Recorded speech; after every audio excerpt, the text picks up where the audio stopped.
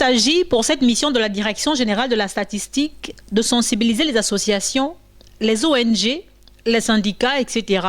dans le cadre d'une enquête initiée par le ministère de l'économie en collaboration avec la Banque mondiale auprès des institutions sans but lucratif. Cette enquête rentre dans le cadre du projet de développement des statistiques du Gabon qui est financé par la Banque mondiale. Aujourd'hui, le Gabon veut s'arrimer avec les normes internationales. Cette norme qui est le nouveau système de comptabilité nationale qui demande aujourd'hui d'intégrer le secteur des institutions sans but lucratif dans la création de la richesse.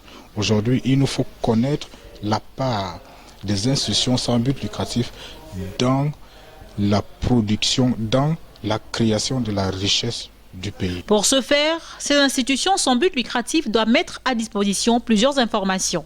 Il faut connaître déjà leurs caractéristiques, leur lieu, le champ dans lequel elles exercent. Il faut connaître aujourd'hui leur activité économique. Parce qu'il y en a qui peuvent exercer des activités économiques, mais sans pouvoir en tirer profit.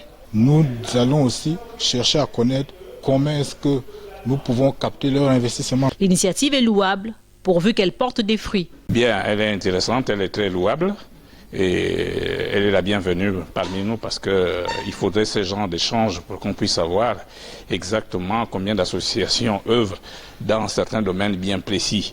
Et tout à l'heure, comme disaient les frères, il y a beaucoup qui font, par exemple, dans un domaine bien précis, le souhait c'est de pouvoir faire en sorte que ces associations qui font pratiquement la même chose soient unies pour former un bloc puissant qui pourra continuer et puis aller plus loin, au lieu que de se limiter dans notre pays, le Gabon. On apprécie l'initiative et là, nous fondons l'espoir que les choses vont se passer telles qu'elles ont été déclinées cet après-midi.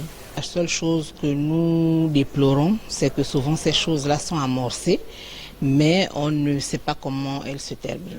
Après cette phase de sensibilisation, l'enquête à proprement dit débutera dans les prochaines semaines.